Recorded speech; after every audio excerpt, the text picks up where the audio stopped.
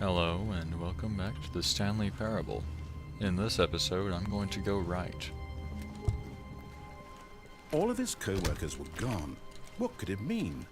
Stanley decided to go to the meeting room. Perhaps he had simply missed a memo.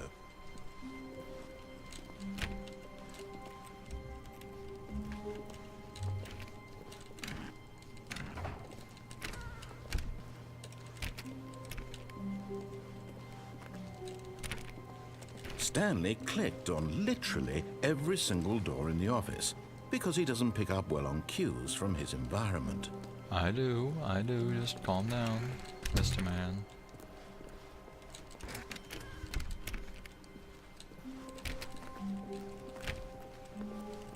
When Stanley came to a set of 2 open doors, he entered the door on his left. I would like to close the door on my left and go through the door on my left. This was not the correct way to the meeting room, and Stanley knew it perfectly well. Perhaps he wanted to stop by the employee lounge first, just to admire it. Yes, admire it. You all know that I want to admire the storage room, don't you? Ah, yes, truly a room worth admiring. It had really been worth the detour after all, just to spend a few moments here in this immaculate, beautifully constructed room. Stanley simply stood here, drinking it all in. I can't read that properly, it's too small. Cold drinks. Okay, this is enough admiring. Yes, but eager to get back to business, Stanley took the first open door on his left. Yes, very eager.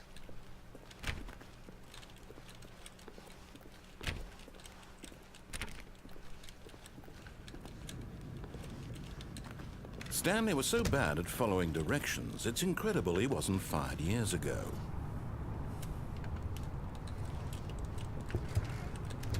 Door, I'm gonna open you. I can't open you.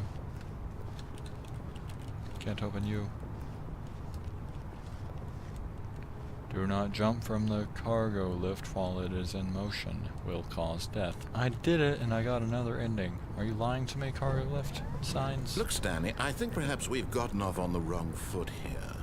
I'm not your enemy, really, I'm not. I realize that investing your trust in someone else can be difficult, but the fact is that the story has been about nothing but you all this time. There's someone you've been neglecting, Stanley. Someone you've forgotten about. Please, stop trying to make every decision by yourself. Now, I'm not asking for me, I'm asking for her. Her. Who's her? This is it, Stanley. Your chance to redeem yourself, to put your work aside, to let her back into your life. She's been waiting. Who's this her? I'm kind of scared now. Because there's a her, apparently.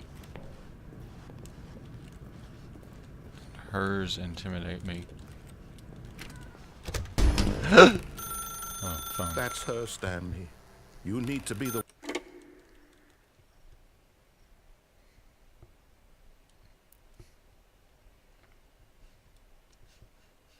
Oh, Stanley, is that you? Hold on, sweetie. Sorry to keep you waiting. I'm just pulling the bread out of the oven. All right. Okay, there we go. All right, now, I want you to come in and tell me all about your day. Gotcha! Oh, come on. Did you actually think you had a loving wife who'd want to commit their life to you? You, obviously. I'm trying to make a point here, Stanley. I'm trying to get you to see something. Come inside. Let me show you what's really going on here. No. Sorry, but you're in my story now. Oh, come on. What happened to freedom? This is a very sad story about the death of a man named Stanley. Death. Stanley is quite a boring fellow. He has a job that demands nothing of him, and every button that he pushes is a reminder of the inconsequential nature of his existence. No. No. I won't press it. I won't press Z. Alright. Okay, Look at him fine. there, pushing buttons, doing exactly what he's told to do. Now he's pushing a button. Now he's eating lunch. Where's my lunch? Now he's going home. Now he's coming back to work. No! One might even feel sorry for him, except that he's chosen this life. Nope. I'm not gonna press it. I don't want to press it. I'm not gonna press it. No, I don't want to. I won't do it. No. No, no, no, no. Nope, nope, nope, nope, nope, nope, nope. Nope, I'm just gonna stare at this mannequin. I'm not gonna press it. Dang it, I forgot to But press in it. his mind, he can go on fantastic adventures. From behind his desk, Stanley dreamed of wild expeditions into the unknown, fantastic discoveries of new lands. It was wonderful. And each day that he returned to work was a reminder that none of it would ever happen to him. And so he began to fantasize about his own job. First, he imagined that one day while at work, he stepped up from his desk to realize that all of his co-workers, his boss, everyone in the building had suddenly vanished off the face of the earth. The thought excited him terribly. The boys. So he went further. He imagined that he came to two open doors and that he could go through either. At last, choice. It barely even mattered what lay behind each door. The mere thought that his decisions would mean something was almost too wonderful to behold. Dinner. As he wandered through this fantasy world, he began to fill it with many possible paths and destinations. Down one path lay an enormous round room with monitors and mind controls. And down another was a yellow line that weaved in many directions. And down another was a game with a baby. And he called it the Stanley Parable. It was such a wonderful fantasy, and so in his head he relived it again, and then again, and again, over and over, wishing beyond hope that it would never end, that he might always feel this free. Surely there's an answer down some new path, mustn't there be? Nope. Perhaps if he played just one more time. Yep. But there is no answer. How could there possibly be? In reality, all he's doing is pushing the same buttons he always has. Nothing has changed. The longer he spends here, the more invested he gets, the more he forgets which life is the real one. I want to go to sleep. And I'm trying to tell him this, that in this world he can never be anything but an observer, that as long as he remains here, he's slowly killing himself. But he won't listen to me. He won't stop. Here, watch this. Stanley, the next time the screen asks you to push a button, do not do it. You see? Can he just not hear me? How can I tell him in a way that he'll understand that every second he remains here, he's electing to kill himself? How can I get him to see what I see? How can I make him look at himself?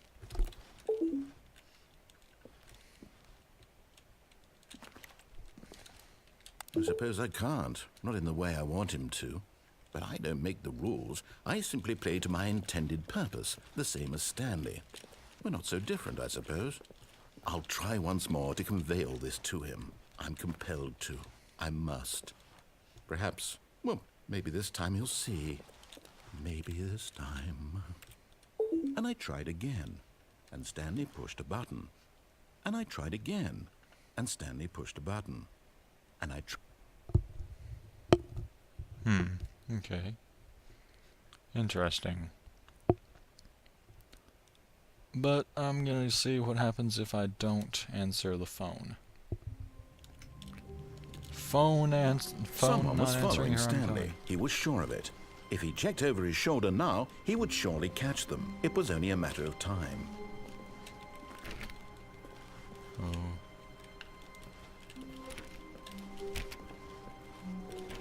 I'm being followed.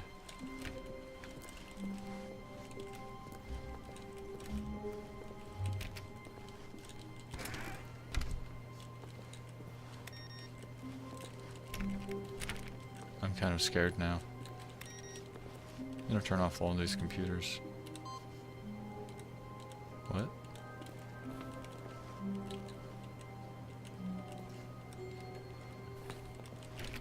You can't turn that computer off.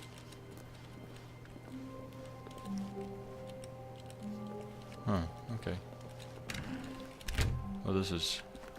No, this is the same, never mind. I thought it was different, but it's the same. When Stanley came to a set of 2 open doors, he entered the door on his left. This was not the correct way to the meeting room, and Stanley knew it perfectly well. Perhaps he wanted to stop by the employee lounge first, just to admire it. Nope. Wow, yes, this room. But eager to get back to business, Stanley took the first open door on his left. Am I right? Stanley was so bad at following directions, it's incredible he wasn't fired years ago.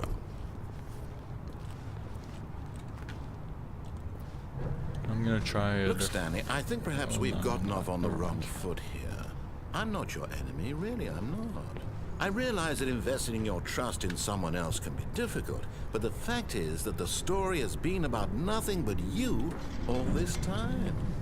There's someone you've been neglecting, Stanley. Someone you've forgotten about.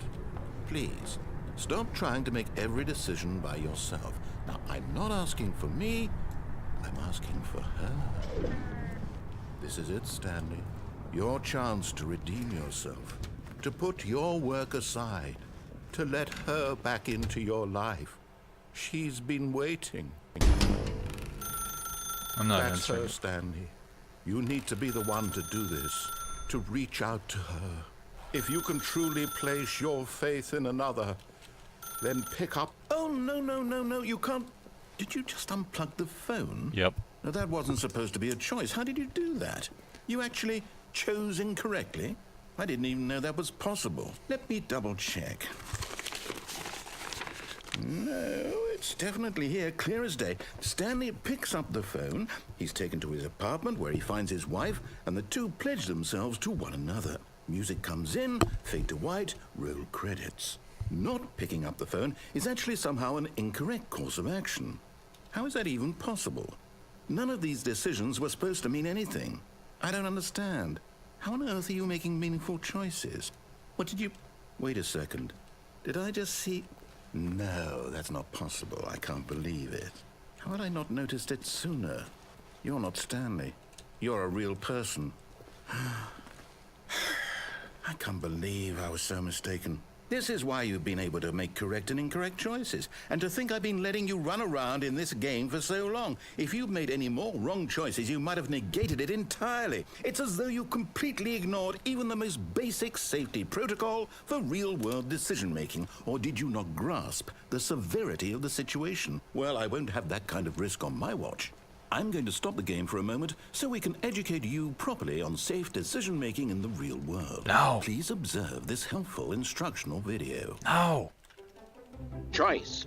It's the best part of being a real person. No. But if used incorrectly, can also be the most dangerous. No. For example, in this scenario, a hypothetical real person named Stephen has a choice. The He could 60s. spend years helping improve the quality of life for citizens of impoverished third world nations. No. Or he could systematically set fire to every orphan living in a 30-kilometer radius of his house. Which choice would you make? Remember that unlike here, the real world makes Fire. sense, and at no time should you make a choice that does not conform to rational logic. If you find yourself speaking with a person who does not make sense, in all likelihood, that person is not real. Allow the person to finish their thought, then provide an excuse why you cannot continue talking. Turn to a partner and practice saying, "My goodness, is it 4:30? I'm supposed to be having a back, sack, and crack." Cat, my goodness, is it 4:30? I'm supposed to be having a back sack and crack. He responds with meowing. Okay, I've practiced. Excellent. Making choices on a regular basis is the best part to a healthy decision-making process. Most medical professionals recommend making at least 8 choices per day. Do you make more than 8? Less? And finally, If you begin to wonder if your choices are actually meaningful and whether you'll ever make a significant contribution to the world, just remember that in the vast infiniteness of space, your thoughts and problems are materially insignificant, and the feeling should subside. At this time, your instructor will guide you in an exercise to test and reinforce the material covered in this video. Where's my... Welcome back. You may have noticed that this room has begun to deteriorate as a result of narrative contradiction. But not to worry. Now that you're properly informed on good decision-making, we're going to revisit a choice you made just a few minutes ago and see what the correct thing to do would have been. This way, please. Oh, this is interesting. Okay, well, my cat responded to my question with a meow. And he still is meowing. And those are props floating in the air. I can see through the bottoms of those stair rails. Anyways, I'm gonna move on. Cigarette butts. Yeah.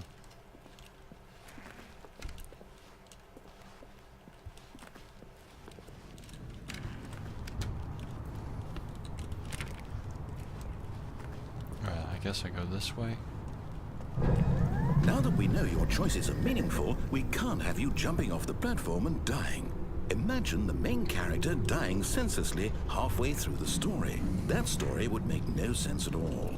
We just need to get you home as soon as possible before the narrative contradiction gets any worse. Unfortunately, it seems this place is not well equipped to deal with reality.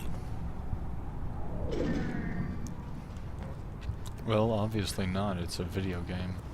Video games don't really deal with reality.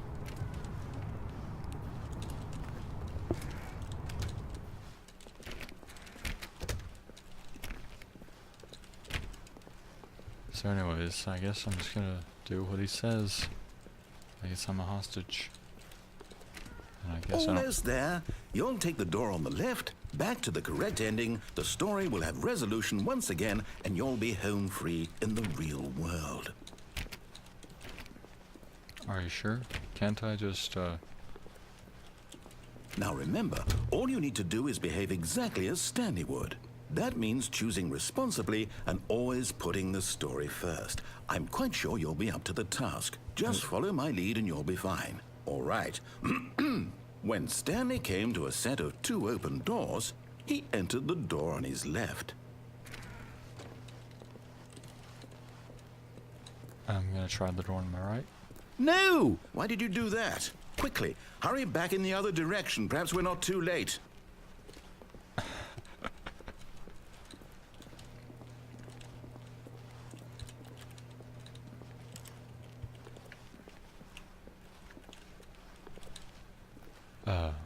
Wait. Can I go this way? Okay, I guess I've got to go this way. This way? No. This way? No. This way? No. Oh, it's ruined. I can't believe, after everything we talked about, that my story, you've destroyed my work. Why? For what? What did you get out of that? What did you think was so special about seeing the game undone, left here like so much garbage? It's worthless now. And what am I supposed to do? Even if there were a way to continue, would it be worth it? To know that my story is now incorrect? How can I go back to that? I can't erase that knowledge. I'll have to live with it forever, reliving its impossibility forever. I couldn't live that way. Is it better to shut the game down entirely? To willingly destroy all of my work? I don't know. What's the answer? What do I do? What do I do? What do I... No, I have to. I have to shut the game down. I have to. But there's another have choice. No, no. Oh no.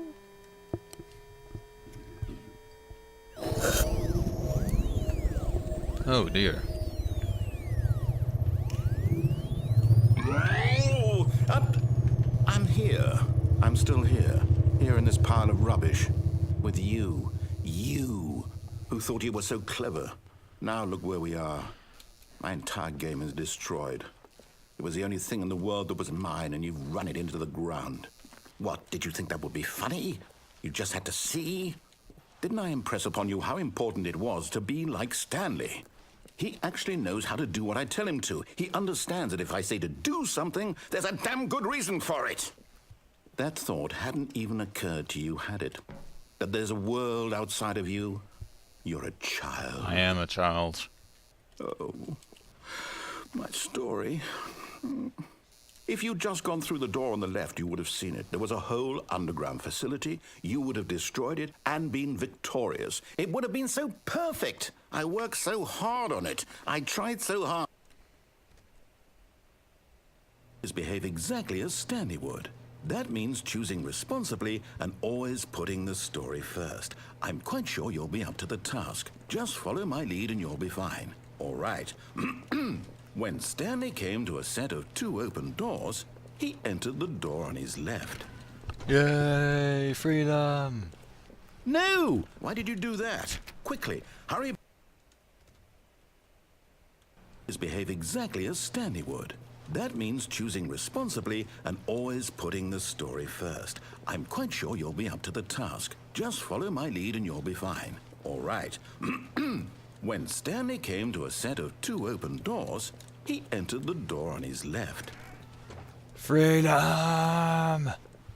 No! Why did you do that? Quickly, hurry. Behave exactly as Stanley would. That means choosing responsibly and always putting the story first. I'm quite sure you'll be up to the task. Just follow my lead and you'll be fine. All right. When Stanley came to a set of 2 open doors, he entered the door on his left. Okay, I guess I'm gonna go left. So I think I may break the game if I don't go, well, if I keep going right. Yet there was not a single person here either. Feeling a wave of disbelief, Stanley decided to go up to his boss's office, hoping he might find an answer there. Okay. What? I can't go into the broom closet. Coming to a staircase, Stanley walked upstairs to his boss's office. Okay. Well, I guess I don't really have a choice, do I? Oh, another door. Can I open this one? No.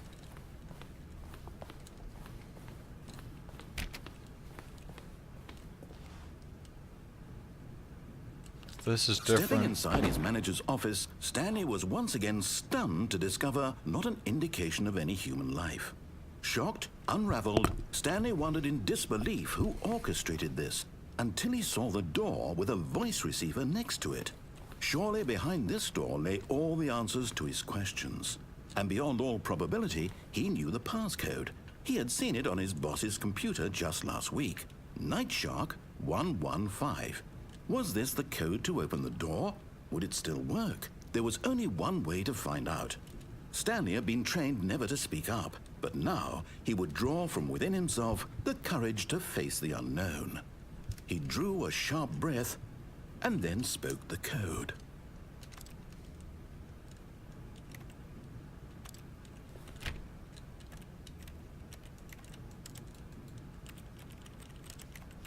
I can't speak. Stanley spoke the code. Nightshark 115. He spoke it into the receiver, right there on the wall.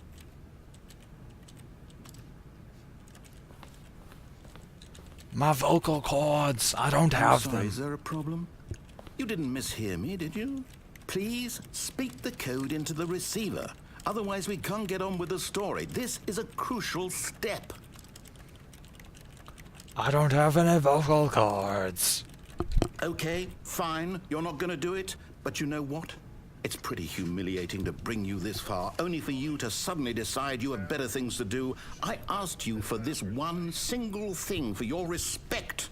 The kind of respect Stanley shows for his choices. He knows what it means to take a story seriously. If you didn't want to see what I had to show you, then why did you come here? You had a choice, you know. You could have gone through the door on the right. You could have done whatever the hell you wanted over there. Why did you come this way? Speak. Say something to me. Explain yourself, you coward. When Stanley came to a set of 2 open doors, he entered the door on his left. Stanley? Hello? Are you... Is everything okay? Stanley, please. I need you to make a choice. I need you to walk through the door. Are you listening to me? Can you hear me? Is everything all right? Stanley, this is important. The story needs you. It needs you to make a decision. It cannot exist without you. Do you understand me? Whatever choice you make is just fine. They're both correct. You cannot be wrong here. We can work together. I'll accept whatever you do. I simply need you to take that step forward, please. Choose. Do something. He sounds pretty sad. Anything. This is more important than you can ever know. I need this. The story needs it. So, you hear me? Are you there? Are you listening to this? Stanley, are you there? Okay. It's okay, I can wait. You need time to decide. Time to make sure your choice is correct. That is the best choice. That's all right. I'll wait for you to decide what's the right thing to do. Take as much time as you need. He sounds very sad. Very depressed. Oh, and oh, but there's the end. The end is the end.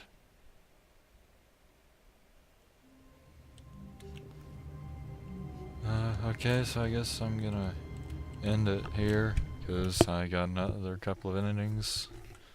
So yeah, endings, yeah, sad narrator, doing stuff, yeah. Alright guys, bye. I'll see you in the next episode. Bye.